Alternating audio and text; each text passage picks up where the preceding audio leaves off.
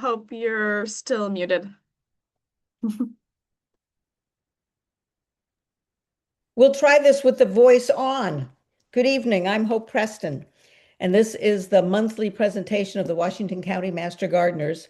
Our presenter this evening is Josie Losh, who is the curator of horticulture for Lansu Chinese garden. And I'll just take a moment here to say, if you've never been there, go. It's a wonderful garden, and it's a cultural treasure. So it's definitely worth visiting more than once. My husband and I go a couple of times a year. But anyway, back to Josie. She got her master's of science in botany at the Zhejiang University in China, and then worked for China's largest horticultural corporation. This included guiding international garden designers and plant breeders to Chinese garden shows. She is now obviously not in China. She is now in Portland with Lansu. Before joining them, though, she was a buyer for annuals and perennials at a Portland nursery, and she enjoys working with ornamentals as well as vegetables. Recently, she's expanded Lansu's horticultural contributions outside the garden by growing Asian vegetable crops and donating them to the Asian Food Pantry operated by the Community for Positive Aging. This food pantry provides culturally relevant dry and fresh goods to a community of Asian elders in the downtown area of Portland, which I knew nothing about. That's very nice. That's very nice to learn about. So, Josie is going to present tonight. If you have questions, please put them into the Q&A, not into the chat, but into the Q&A. And at the end of the presentation, we will sort through them and feed them to Josie, and she will answer all of your questions. So Josie, now I think I will turn it over to you. Thank you very much, Hope, and thank you to the Washington County Master Gardener Association for having me as a presenter tonight. I really appreciate the opportunity to be able to impart a little bit of my wisdom that I have with you all tonight. I'm glad that you're here and you're interested in what I have to talk about. Like Hope said, I did spend a significant amount of time in China. I did my master's degree there, and then I lived there for 2 more years after I finished that. So I lived there for just over 5 years. And I went to China with really no expectations and no knowledge of the Chinese language. And I left with a lot. And I continue my work in learning, the lifelong learning of plants, but also of Chinese culture and Chinese language here at Lansu Chinese Garden. So tonight I wanted to present to you all about how to successfully grow some of these edible and ornamental Chinese plants. I will preface my presentation by saying I don't personally have a lot of photographs or documentation of what I've been working on as that project for donating food to the Asian Food Pantry. So you're not going to see photos of that in today's presentation. Hopefully going forward, that's something that I can document and continue to share with our broader community because it is a really insightful project for me as well, because I've spent the majority of my career focused on ornamental plants. And this is an opportunity for me to expand my own knowledge with growing edibles, especially vegetables and herbs, in the block just north of Lansu Chinese Garden. So, to start with, let's talk a little bit about what Lansu is and what a classical Chinese garden is. So I'm going to give you a little bit of background with a couple key visuals. So there's 5 things that make up a Chinese garden, and we are a very specific type of Chinese garden. We are a Ming Dynasty replica Chinese garden. So we have the first thing, which is plants. And these plants that you see here are actually representative of a floral motif that you will see, which is called the Three Friends of Winter. So the Three Friends of Winter are called the Three Friends of Winter because they exhibit qualities which make them spectacular in the wintertime. So those 3 plants are the pine tree, the Chinese plum, and bamboo. And so we will talk a little bit more about those three plants in just a little bit. So plants are obviously maybe what you're here for, but a Chinese garden is much more than just plants. We are also stone. We're also made of many, many different facets of architecture. We are 60% water here at Lansu. If you look at the footprint of our garden, we are more than half made of water, and we're also poetry. So these are the five elements which make up any classical Chinese garden. Let's look into the history of Lansu a little bit.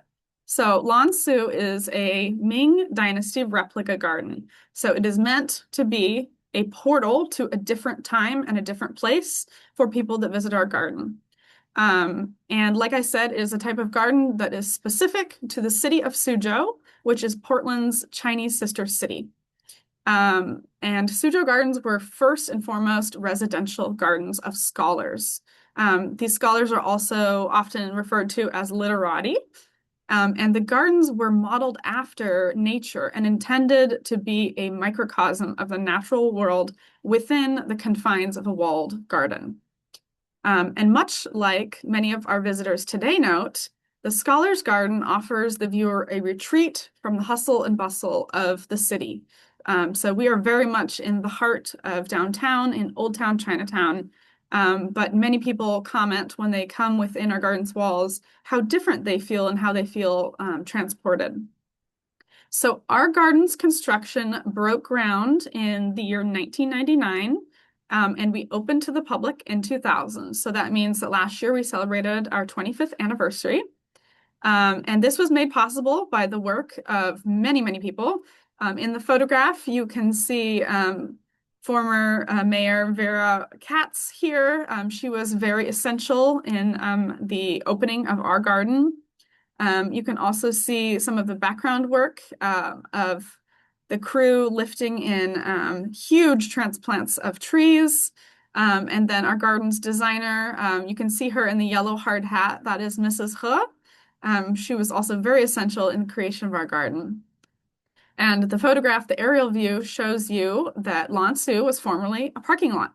And it was really cool that they made the demarcations of where all of the buildings and the important trees and where the water would be in the lake prior to our opening and prior to breaking ground. So 60 Chinese artisans and their personal chef spent 9 months here in Portland reconstructing the halls, the covered walkways, laying all of our very intricate mosaic paths, as you can see in the photograph there. Very, very time-consuming work. Of course, building the pond, and then also sourcing the appropriate plants for the garden. So that's the then. Let's talk about the now. So Lansu's mission statement is to inspire, engage, and educate our global community in the appreciation of a richly authentic Chinese culture. So you can see a little bit of what we've done with our beautiful Ming replica garden. We see over 100,000 visitors annually, and we host over 500 programs per year within Lansu. In recent years, I've been with the garden 3.5 years now, but in recent years, we've also had delegation visits from artists due to the hard work both on the Suzhou side and our current leadership following the signing of a memorandum of understanding between Lansu and our sister garden in Suzhou, which is the Master of the Nets garden, which is Wang Shiyuan. And at our garden, our biggest festivals that happen every year are going to be Lunar New Year and the Mid-Autumn Festival, which are both traditional and very important festivals in Chinese culture. So you can see a photograph of our executive director, Elizabeth Nye, signing the MOU with the director, Mr. Luo from Master of the Nets Garden. This was back in 2023. We also have a beautiful tea house called the Yun Shui Tea House. Yun means cloud and Shui is water. So we are representing the Suzhou side and the Portland side with the clouds and the water. We also have a very, very dedicated and passionate crew of volunteers that contribute a lot of hours to make the garden what it is. And then the last photograph that you see of the pavilion and the performance is Quinchu Opera, which is a intangible cultural heritage art from the city of Suzhou. And we had performers, national grade performers, come to perform a portion of a very famous opera called the Peony Pavilion here at the garden. So we have a lot of fun within the confines of our garden.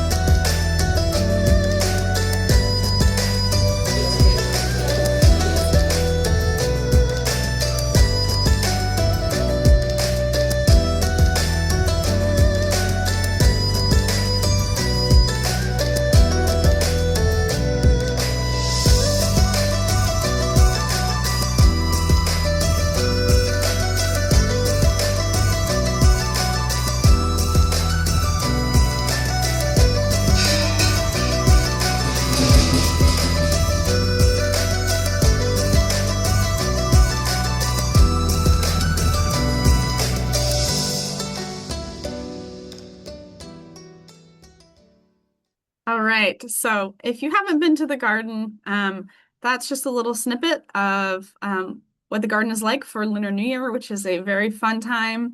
It falls in winter time, and it's a great time to visit the garden.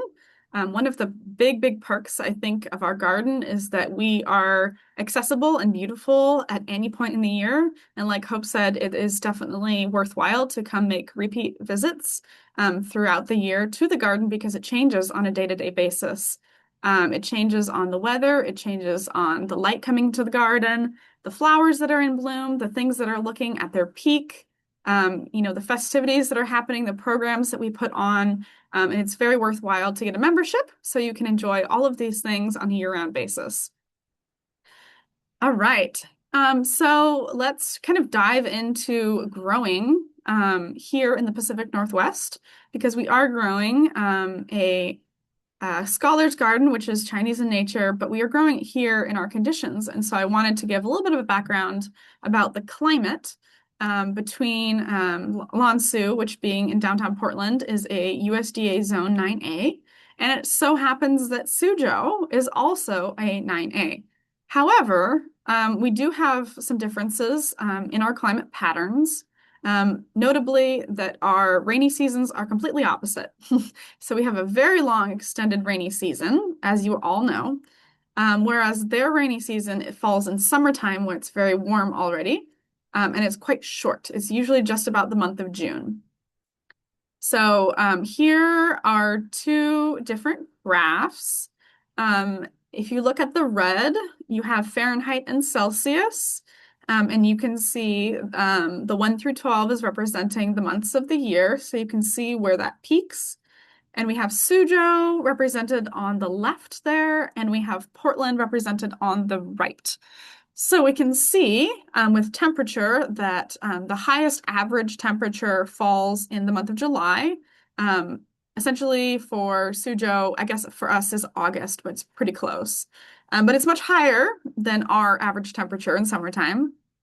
And then you can also see the blue bars representing the rainfall. And even though we think in Portland we have a lot of rain, actually compared to a lot of places, we just have more rainy days.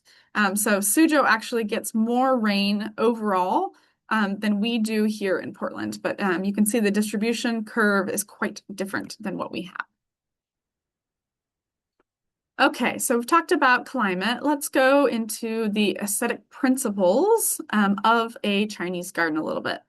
So many of our visitors, or few of our visitors, are familiar with the stylistic intricacies of the Scholar's Garden, and that's why I like to be able to give a little bit of background.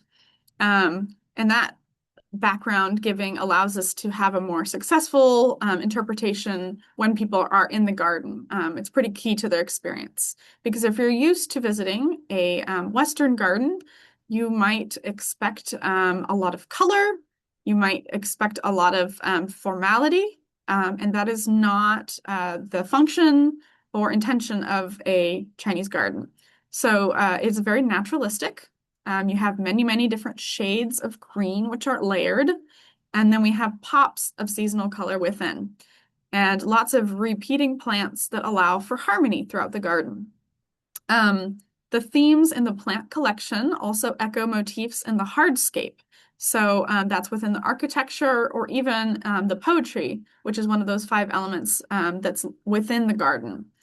And the ideal shape of the plants should resemble an ink brush Chinese painting.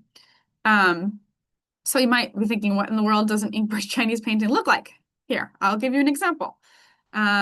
So this is a very old painting, not one of the oldest. This is from the Song Dynasty. So you can see how the trees are painted with ink and brush. And really, the horticulture team here at Lansu, we look to these type of landscape paintings for cues on how we should be pruning our specimens. Um, we also have an interesting way at Lansu of balancing between a botanical garden and a cultural institution because we are offering both in one place. A couple decades ago, Lansu Chinese Garden did away with tags in our botanical collection. That means when you walk through our door, unlike most botanical gardens, you will not see accession tags or marking on any of the plants to ID them. Instead, we have plant guides and a master species list, which are available both hard copy and digital, which are important to the visitor experience if you are a plant nerd like myself. So you can either borrow a laminated copy of the guide from the host when you walk through our doors, or you can also scan a QR code, which allows you to see the guide on your phone. So let's talk a little bit about the plant collection itself. The focus of our plant collection, being a Chinese garden removed from China, is actually twofold. So the first part is to showcase plants with rich symbolism typically found in classical Chinese gardens. The second focus is to highlight rare and unusual Chinese ornamentals. So I think we all know that the Portland area and Oregon in general can grow a lot of different types of plants that allows us to collect a lot of type of plants, and we have a lot of great plant breeders here in our area. And a lot of these companies and plant breeders were integral in the opening of the garden and donated a lot of very rare and unusual Chinese plant material to us. We are authentic to our nature of a Chinese garden, but we also have a lot of plant diversity, much more than you'd find in a typical Chinese garden that you visited in Suzhou in current day. Typical Suzhou style gardens in Suzhou have about 50 to 60 plant species altogether in a garden that may be several acres in size. We are located within the confines of one city block. So we are 0.98 acres, not even 1 acre, yet we have an astounding amount of diversity in plant material. We actually have 310 different species of plants or cultivars of plants altogether, which is a lot to pack into one city block. So, as far as important plants that you would find in Suzhou, the peony, the camellia, the begonia, Chinese plum, pine, and bamboo, just to name a few, are some of those. And some of the rare and unusual plants might be the Chinese mayapple, which is a fan favorite, the stewardia, the felt fern, the katsura tree, and the metapanax. So as the curator of horticulture at the garden, I strive to make sure our collection remains unique and allows members of our community, as well as those visiting, to experience this classical Ming Dynasty garden in the setting of a very urban downtown area. There are very, very few classical Chinese gardens built outside of China, And Lansu was born from the sister-city relationship, as I mentioned before. So it's very important to me as curator that we also stay true to our roots as a Suzhou garden.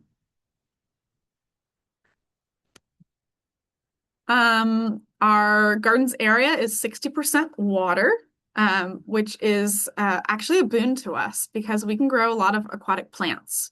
And two such important aquatic plants that I will speak to a little bit more later are the water lily and the lotus. And they allow for an incredible amount of seasonality. And we are coming up on a very exciting season of summer, although I personally do not like summer a whole lot. I really do look forward to seeing our aquatic plants in their full splendor. Lansu actually has the largest collection of lotus of any garden in Oregon. So if you're not familiar with the lotus and its beauty, I highly recommend visiting the garden in July or August.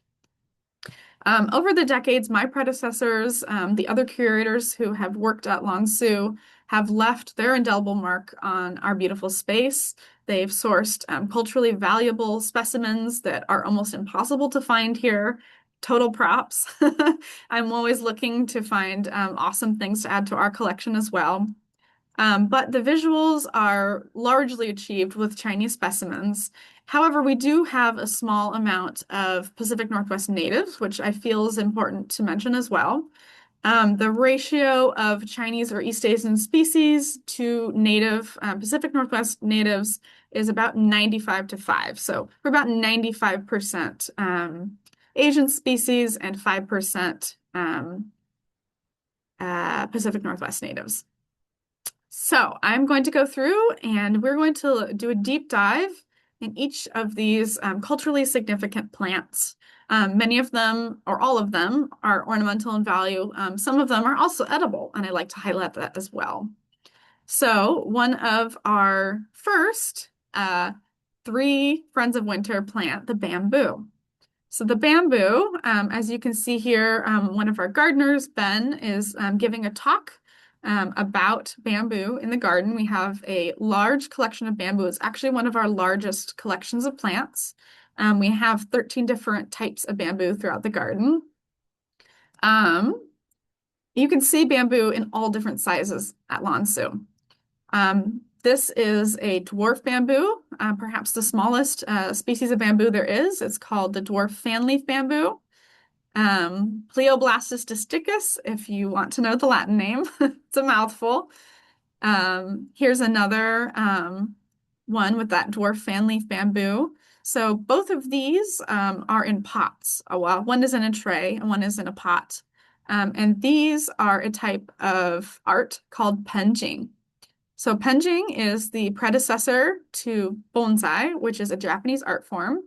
And Chinese penjing predates bonsai by about 700 years. We like to be able to draw that to people's attention because many people are very familiar with bonsai and not familiar with this impressive art of penjing. So these are the dwarf fanleaf bamboo, and we go all the way up to our timber bamboo. We have timber bamboo in one area of the garden in a corner. And you can see in this photograph a very interesting situation that we put together last year in an attempt to keep the squirrels off our delicious bamboo shoots. So I'm sure most of us have tried bamboo shoots before. They are very delicious spring treat, and that stands for squirrels as well. And what happens is when they shoot up, they typically grow pretty quickly once they're out of the ground. But at any point in time, if the tip of the bamboo is damaged, that will be the end of its growth. It will top out at that point because bamboo is actually a grass. And if a hole is chewed in the side of the culm while it's still soft, that can also compromise the culm, and we might need to take it down as well. Bamboo is used very much even in modern China because the canes are very rigid, but they are light. And the reason the bamboo is one of the three friends of winter and the scholars looked up to this plant is because it symbolizes that gentlemanly quality of flexibility, as the cane in wintertime can be weighed down with snow. but then not break. It will bounce back up. It also symbolizes uprightness and humility because the cane is strong, but the inside is hollow. The next plant is the banana. And we grow the fiber banana or Musa basju here at Lansu. And you can see in the photographs, it does and can produce little bananas. So this was a photo that we took last year. Typically, our growing season is not long enough that we have actual bananas form, but we didn't cut our bananas back all the way to the ground, so they had a little bit of a head start last year. And we had a very mild winter, so they were able to grow more into the winter time and produce the fruit. In Chinese culture, the banana symbolizes the toil of self-education as it relates to the scholar. Why? Well, impoverished students would actually use the leaves in place of paper. So if you were somebody that wanted to rise out of the working class and become a scholar and work in the government potentially, you might not have the paper, but you surely could find banana leaves to practice writing. So thus, it is featured very intentionally in a courtyard behind our Scholars Hall. And it's also placed under the drip tiles so that the scholar, as he's sitting in his study or wandering throughout the garden, wherever it's planted in the garden, he would be able to appreciate the sound of raindrops hitting the broad leaves. So I also love to encourage people to visit the garden on a rainy day. There's a lot of covered walkways and places to stay dry, and you have this wonderful aspect of sound from our drip tiles. Camellia. Oh, if you haven't noticed, my order is just alphabetical. It's not in order from most important to least important as far as symbolism goes. I just found it easiest to do this alphabetically. The camellia is another one of our largest collections, and many of our species and cultivars for ornamental use in Chinese gardens come from the central region of China or eastern China. The red blooming varieties are said to be an auspicious symbol for Lunar New Year because the color red is very lucky in Chinese culture and they bloom in late winter or early spring, which is when Lunar New Year falls. However, if we're talking about economic importance, Camellia sinensis is actually the most important of those species. So it is not so much ornamental, but is very valuable because it is the plant that's used to produce all types of tea. Black, red, and green tea, as well as white tea, are all from the same plant. They are simply processed differently post-harvest. And so Camellia sinensis is a very, very important plant to China. We recently acquired a small Camellia thaliensis, or Dali tea, which is Dali is a city in Yunnan, which is in southwestern China. And this is a closely related species to Camellia sinensis. And in that part of China, the tea is actually harvested from wild-grown plants in the forest. So people have to climb the trees. They actually become trees. They are not cultivated in plantations like you may be familiar with Camellia sinensis. The next plant is a very important one and one that's near and dear to my heart. It is the mighty chrysanthemum. So the chrysanthemum is one of the four noble gentlemen in Chinese floral tradition. I'll talk about the other three later, but it is the symbol of fall, and it represents perseverance and longevity, as it's one of the rare plants that comes into full bloom in a season where everything else is dying back and going to sleep with the frost. It also is a symbol of the hermit, because the very celebrated poet named Tao Yuanming, who lived in 365, he popularized the image of chrysanthemums as the hermit flowers. He wrote some very famous poetry with the chrysanthemum as a motif. And any Chinese person would be able to recite one of his poems to you. They're very important to Chinese culture. He became a retired scholar He was not interested in working for the government anymore, thus the hermit image.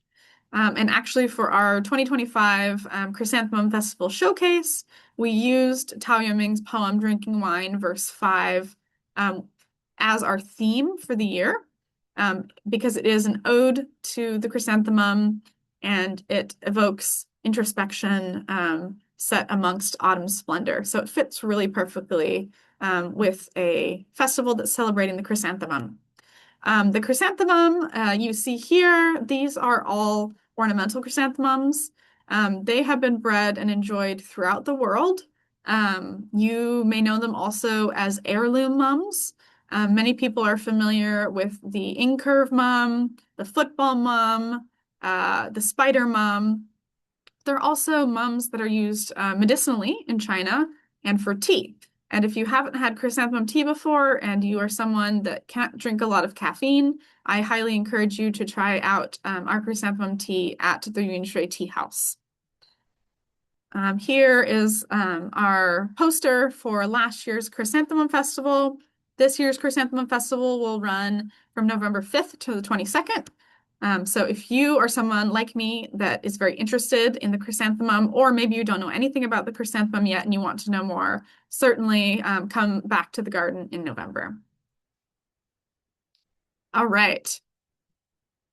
Edgeworthia. Edgeworthia is commonly known as paper bush, and it's called paper bush because the stems and bark of Edgeworthia chrysantha were traditionally used for paper making. Now, this species is native not only to Western China, but also to Nepal. And it was brought to Japan, and it is actually what Japanese banknotes are still made out of to this day. It makes a very fine grain paper. And nowadays, Japan cannot, because they are such a cash-based society still, they can't keep up with the demands of growing it themselves, and thus they import a lot of that Edgeworthia that's been processed already from Nepal and from the Himalayas. Now, Edgeworthia is a plant in the Daphne family. And like many Daphnes, it is incredibly fragrant. It is also very toxic.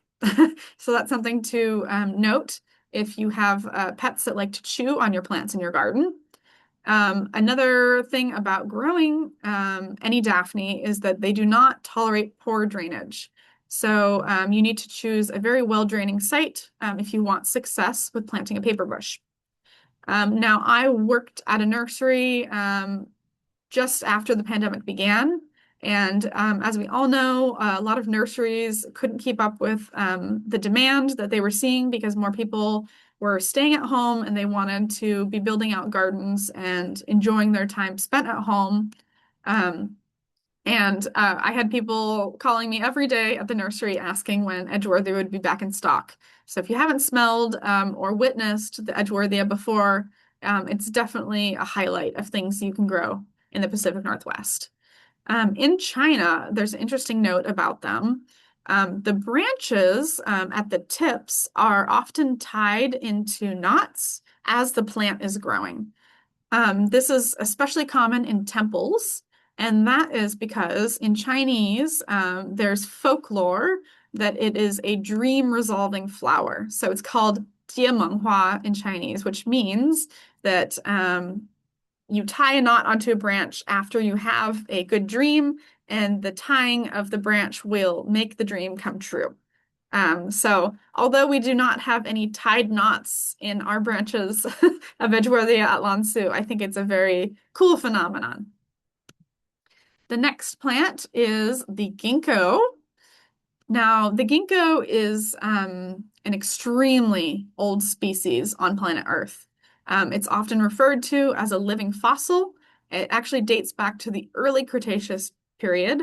It has been around much, much longer than any of us. And it is actually one of the oldest living seed plants as well. However, with all of that history, it doesn't actually hold a whole lot of specific symbolism in China, but it does have some religious ties. So ancient specimens, which can be over 1,000 years old, are found usually within temples in China because those are places it's been protected. So it may have originally been considered a holy tree or tied to Buddhism. And we can also see through genetic mapping that this tree was spread to Japan through Buddhism and also actually to other countries through Buddhism as well. And it's also an important seed economically. The seed from the ginkgo, the female ginkgo tree, because ginkgos are dioecious, meaning they have male and female plants. Um, the seed can be eaten, and it also does have medicinal properties. However, it does contain a suspected carcinogen and must only be eaten in moderation. So they are delicious, but you can't have too many of them.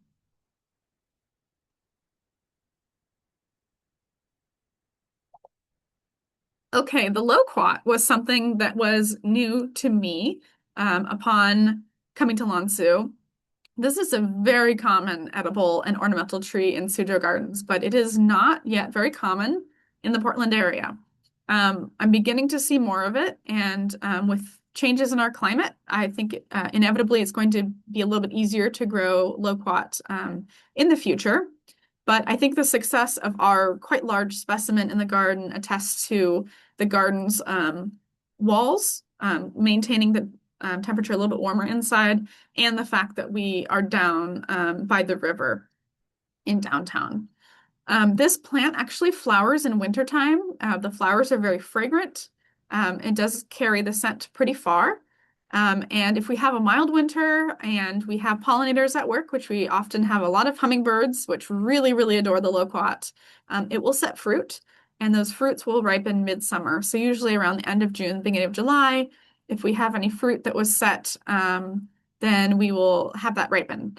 However, if we do not have a mild winter, oftentimes the tree will start blooming in December, and then the cold will shock the tree, and the tree will abort all of the fruit that has, or the buds that have blossomed, and also if any fruit has set, they might fall off. So we don't often have really fruitful years with our loquat, but we can grow a beautiful ornamental tree.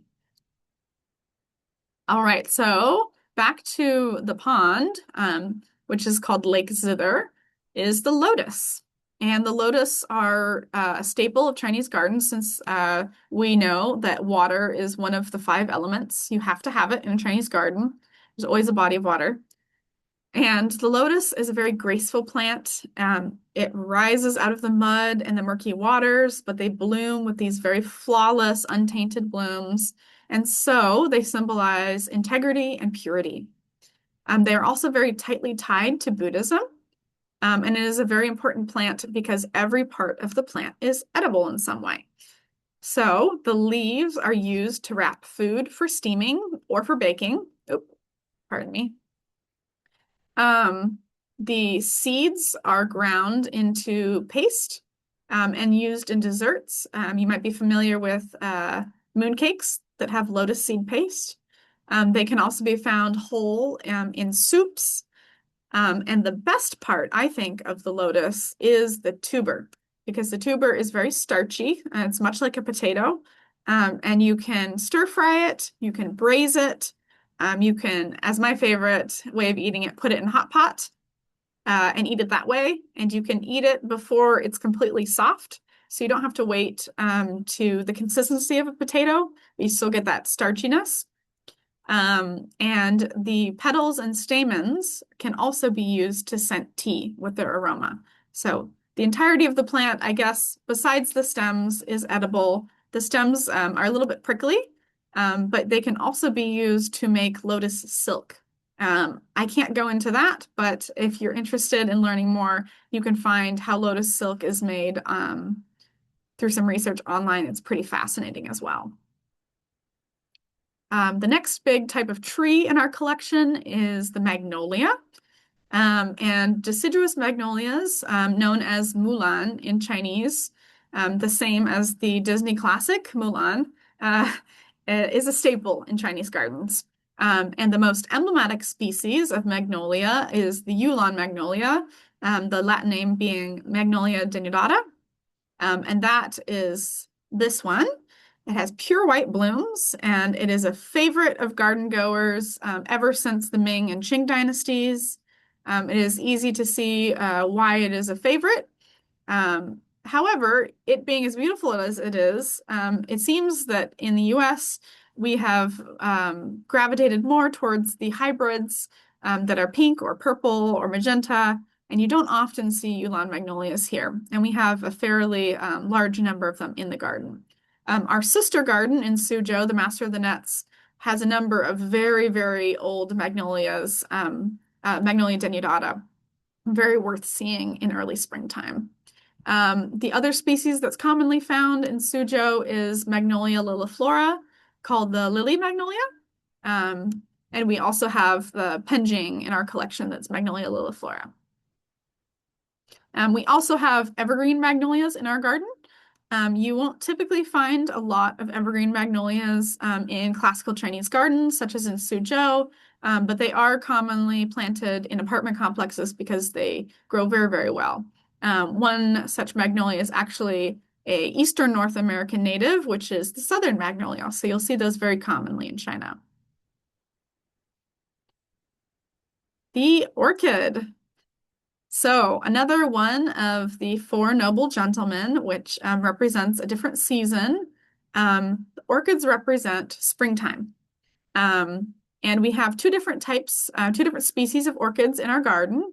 And the orchid in Chinese culture represents purity and establishment of virtue. So our two different types of orchids are the Blatilla orchid, or the hardy ground orchid as it's known, on the left-hand side.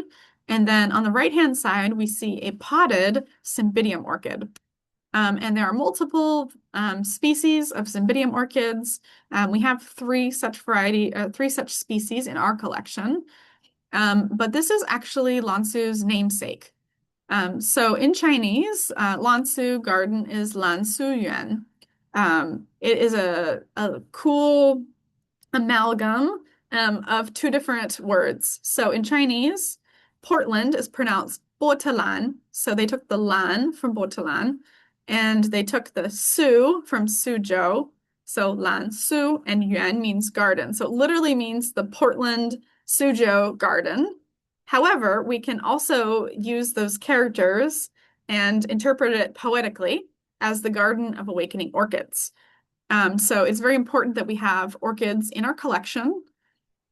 These two different types of orchids, in the ground and in pots, both prefer a partially shaded location. However, the Blatilla like to be in a bit more of a rich soil that's slightly moist, and Cymbidiums need a very well-draining mix of orchid bark, pumice, perlite, and even Canuma to thrive. And they also require a certain amount of chill hours to set their bloom spikes. Um, so I would say that the Cymbidium orchid is a little bit trickier than the Blatilla to grow here in the Pacific Northwest, but it's certainly not impossible. We've also dabbled in growing these in ground in the garden just to kind of test the limits of their hardiness. They can take a bit of cold, and since we have the leverage of having a microclimate in the garden, we've tried growing them in ground for the past 2 years.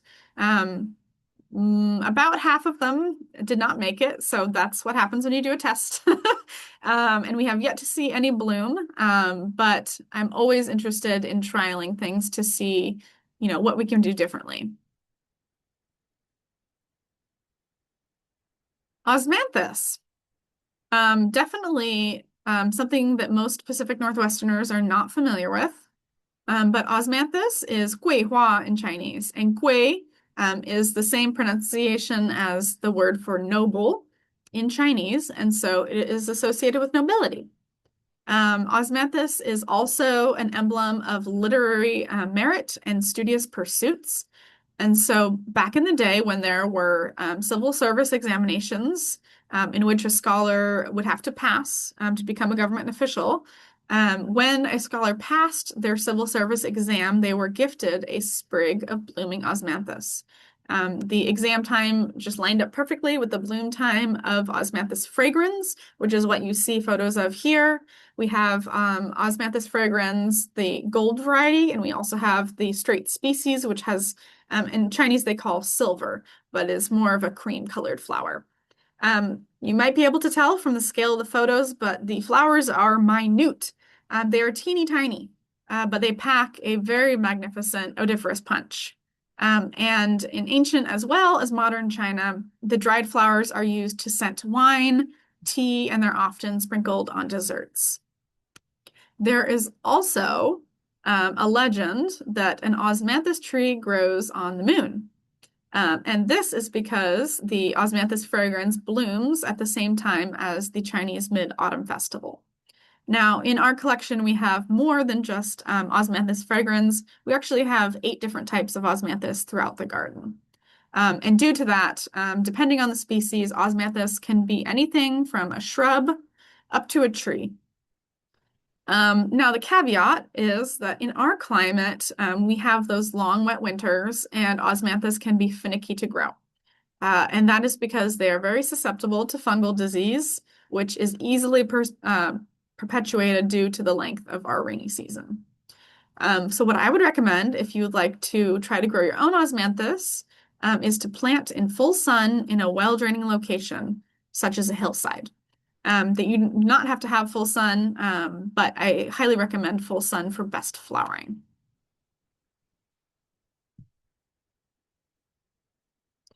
Okay, the peony. So our collection of peonies is strictly tree peonies. And peonies can be split into 3 different types, 3 different groupings. There are tree peonies, in which they do not die back to the ground in wintertime, but they leave their woody stems.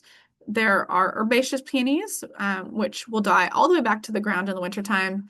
And there are also hybrids called Ito peonies, which retain those very strong, sturdy characteristics and big blooms and come in a lot of those warm colored hues, but they actually die back to the ground in the wintertime. So the peony is, in Chinese culture, not one of the 4 noble gentlemen, but it is a very immensely popular and historically well-loved ornamental. And its boom really began in the Tang Dynasty when horticulturists began breeding for larger and more brilliantly colored blooms. One of our most impressive in the garden, I think you can see on the right-hand side next to the garden wall how tall this peony is. This is Peony ludlowii, also known as the Tibetan tree peony. So it is found at very high elevations and it has the most brilliant yellow-colored blooms. And a lot of the warm-colored hybrids of peonies are from the lineage of this Tibetan tree peony.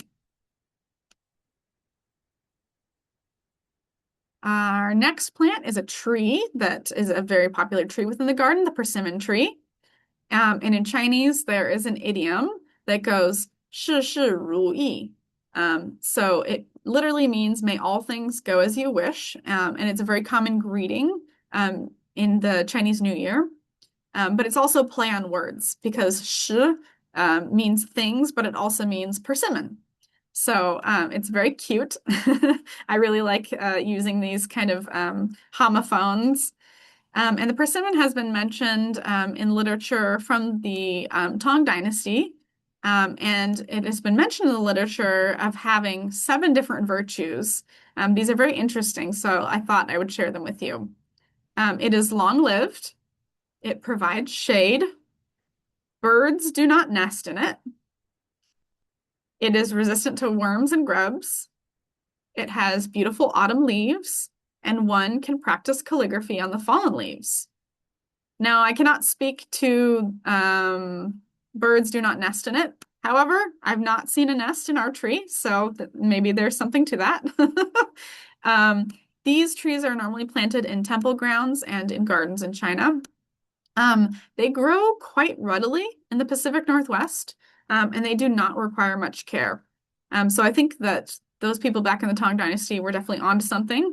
The most of their care, I would say, really relates to pruning to keep the tree at a size where the fruit can actually still be harvested, because they can get very big very quickly. Our tree in the garden is the Hachiya persimmon, which is actually a Japanese cultivar. It is an astringent persimmon, which means it has tannins within the fruit, and the fruit has to completely ripen until it's soft before you can eat it. With persimmon trees, you can expect bumper crop years to alternate with years that only produce a handful of fruit. In botanical terms, this is called masting, and it's a reproductive strategy by the persimmon. Last year, we had a bumper crop year.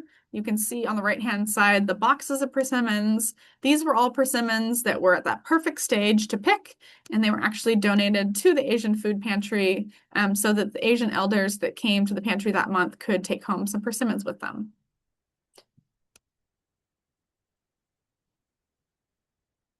All right. The second of our three friends of winter is the pine tree. The pine is a symbol of longevity and steadfastness due to its evergreen leaves persisting through wintertime. So in these photographs, you can see on the top and on the right-hand side, the shore pine in our garden, which is my favorite child. This is called named the water dancing pine, Shui Wu Song. This is our first named plant in the garden. And then in the bottom left photograph, you can see the red pine, which stands in the plaza.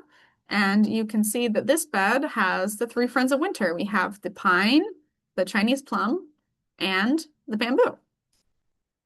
So the characteristics of being able to persist and be steadfast through winter are analogous to what the Chinese scholar official would have done. Those were his ethical principles during difficult political times. We have 10 different types of pines throughout the garden, so this is also one of our largest collections. All right, our last three friend of winter is the plum. You may be familiar with this being called the Japanese flowering apricot, but that's a little bit of a misnomer because it is neither an apricot nor Japanese. Botanically speaking, this plant, Prunus mume, like I said, it's called a plum in Chinese and a Japanese flowering apricot in English, but it's neither. But what it represents as the third member of the Three Friends of Winter is optimism and resilience and nobility of character because it flowers on bare branches in the dead of winter. It is really the peak of resilience. Its five petaled flowers also represent the five Chinese blessings, which are health, wealth, love of virtue, long life, and a peaceful death. So you see this motif endlessly in Chinese art. I'd also like to point out if you are trying to identify a Chinese plum tree. So Chinese plums have round petals and cherry blossoms have notches at the end of their petals. Peach is also quite similar looking, but they have a unmarked but pointy petal. You can also tell how the blossoms sit on the tree. So the plum sits very close to the branch. There's almost no petiole attaching it, whereas cherry blossoms and peach do have petioles. The fruit of the Chinese plum is actually a very important fruit. The fruit is very mealy and not flavorful if you pick it when it's already ripe. So the fruit is picked and then it's pickled either with sugar or salt or made into liquor when it's still unripe. Now, growing this tree successfully in the Pacific Northwest can be challenging, and it might depend on the variety you choose, the site that it's planted at, and your upkeep of the tree. It tends to have fungal issues like shot hole and peach leaf curl, and if those get really severe, they can defoliate a tree and really, really cause it a lot of stress. And just like the osmanthus, this fungal problem is due to our long wet winters. So if you keep up with picking up the fallen leaves and the fruit, you can help reduce the fungal load a lot. But fungicides need to be applied proactively from bud break. We've also found that a dormant oil spray is very helpful to reduce bacterial pressures because that is also something that they can succumb to. So if you spray down the limbs and the trunk, that can also help a lot. Here is what the fruit look like, kind of apricot-like. The pomegranate is a symbol of fertility, and that is due to the multitude of seeds found in its fruit. So the pomegranate is often a favorite marriage gift because in Chinese society, when you get married, you're expected to have children pretty much immediately. It is important to note that this is an important plant in Chinese gardens, but it is probably not actually from China. It likely arrived in China via the Silk Road. The rhododendron, I will touch on very briefly. The rhododendron is not typically used in classical Chinese gardens. The azalea, which is actually a type of rhododendron, is the only rhododendron used in Chinese gardens. However, Lan Su believed that there are so many different rhodies we can grow here in the Pacific Northwest. And since China is home to the world's largest number, the largest species of rhodies, that they should be represented here at the garden. Rhodies generally thrive in our native soil because it's acidic. Um, but I've seen in recent years that we've had so many long spells of drought that even mature shrubs are succumbing to disease and actually dying from the lack of water. So it's important to note that. All right, I have just a couple of more before we get to our Q&A. Roses. So roses are not a typical ornamental found in classical Chinese gardens, although there are some exceptions. But our garden's original plant designer incorporated roses into our landscape as a nod to our history as the Rose City. Actually, what we deem as garden roses all do originate from wild Chinese species. On the right-hand side, we can see Rosa multiflora, or the four-season rose, as it's known in Chinese. This is a very amazing, resilient, and very fuss-free type of rose, and it reblooms even into early winter time. Our second aquatic plant is the water lily. So the water lily, alongside lotus, are the second most important species that we see in Lake Zither. And in contrast to the lotus, whose leaves and flowers jut out of the pond on very straight stems, the water lilies remain resting on the surface of the water. They are day bloomers. They close up their petals at nighttime, and in Chinese, they're called sleeping lilies. The willow. So the willow is a very highly emblematic tree of southern China. You see it growing very carefree along lakes and canals. And Guanyin, who is the Buddhist goddess of mercy, is often depicted holding a branch of willow in her hand. The willow symbolizes feminine beauty and affection. So a willow branch was often given back in the day as a token to a parting friend to symbolize friendship. All right, our last plant here is wintersweet. And this is a plant that really lives up to its name. So as the name suggests, it blooms in winter and it has fragrant flowers. So although this is relatively unknown to Americans, it is a true winner of an ornamental. It has four-season interest. It has those blooms and the fruit, which dry down to pods and remain on the tree in wintertime. And it has those long green strappy leaves in spring and summer. And then it has the most stunning golden fall color. The photograph I have here does not accurately represent how gold. This is like the transitional stage into fall. And you can see that because the first blooms are opening too. This is a plant which I've never noticed pest issues with. So that in and of itself is a very worthwhile investment. But anyone who's come to our garden in wintertime can tell you how amazing of a fragrance it is. It just wafts through the garden, even though we only have one specimen within the garden. So with that, I will say thank you very much for allowing me to present. And if you have any further questions, please feel free to email horticulture@lansugarden.org or also ask a question now since we have a Q&A. All right, Josie, thank you so much.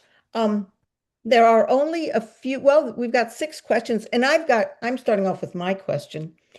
You said 4 noble gentlemen, but I only caught chrysanthemum and orchid. Did you say 2 others? I probably didn't. Okay, so we have the chrysanthemum, which represents the fall season. Then we have the plum blossom, which represents winter. We have the orchid, which represents springtime. And we have actually bamboo, so not a floral emblem, but bamboo represents summertime. Oh, okay. Okay, so there's some overlap between the three friends of That's winter right. and the Yes. four noblemen. Yes. Okay, I'm taking notes here. Thank you. It speaks to their importance of cultural symbols that they're included both in the Three Friends of Winter and as one of the four noble gentlemen. Okay, so now I will go to everyone else's questions. So Hillary has an Edgeworthia. She says she has an old one that she would like to propagate. Is Mm. that possible to do? It is possible. You can have very good luck with propagating Edgeworthia, especially if you propagate from the suckers, so the sprouts that come up at the base of the plant, rather than trying to take it from a mature branch. Okay. And I would do that when the plant is still semi-soft hardwood, and use some powdered runic hormone and put that in a very well-draining mix with a lot of perlite. Um, what season would you do this fall or spring? I would actually probably do it in midsummer. That's Oh, typically okay. when you have the suckers are starting to harden off in that kind of perfect little time there. Okay. All right. And Christopher tried to germinate some bok choy in the ground this spring, but was unsuccessful. He'd like to try again in the fall. Do you I have would any definitely thoughts about recommend it. that? Yes. Yes, you can have very good luck starting bok choy in September. Okay, very good. If we wanted to try growing some of these plants that aren't common nursery plants, where would we find them? Great question. So we do actually sell outdoor plants here at the garden. And we also have opportunities where we actually go to pop-ups to sell plants as well. So every year at the Spring Garden Fair in Canby, we are there for both days, and we have a large selection of plants there. And in the future, we will post on our website and on our social media handles if we are attending any other pop-ups as well. If Okay. there's anything that you are particularly interested in or want me to get in to buy at the garden shop, you can always send an email to that horticulture@lansugarden.org letting me know of your interest. And I will certainly try to accommodate that. Okay. Well, so everybody listen up. If there's something specific that tempted you, Yes. let Josie know. Um, Jack asked, how is the soil prepared and maintained? But Jack, you didn't specify what plants you were talking about for that. So I don't know if there's anything in particular about the soil. Through the garden, since we're 20, going on 26 years old, there isn't anything in particular that we do to maintain the soil besides doing an annual fertilization of all of the garden beds. We do have a very finite amount of soil since we are basically we're in garden beds, which are situated on top of what used to be a parking An lot. I mean, old the parking parking lot. lot was demolished, but essentially they're big planters. They don't have a lot of room. Oh, So okay. that's part of the reason we also keep the trees and shrubs pruned to scale. And what is the variety of pomegranate that you grow? So we have a couple different ones. We have the straight species, Punica granatum, and then we also have the Nana variety, which is the dwarf, and then we also have California Sunset, which has the ruffled double flower with the white margins. In terms of fruit, is there any one of those three that's the best? I've never seen the California Sunset fruit in our Oh, garden. okay. Well, that But we answers one do question. have pomegranates from the Nana. In fact, usually we have at least a dozen pomegranates from that tree. And they actually are substantial size. They're not as Okay. big as the pomegranates you might buy at the grocery store. And they are tartar, but they do still produce fruit. Okay. And the last question is, what is special about Chinese fringe flower? You have a lovely specimen. Thank you.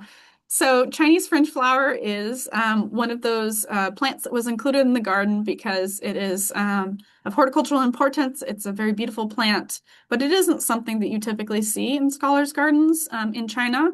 I don't have super clear records as the curator as to why the laurel petalum was chosen and used repeatedly throughout the garden, but I do have a hypothesis, and my hypothesis is that the garden's designer, Mrs. He, originally wanted to have purple-leaved either plum trees or peach trees planted in the garden.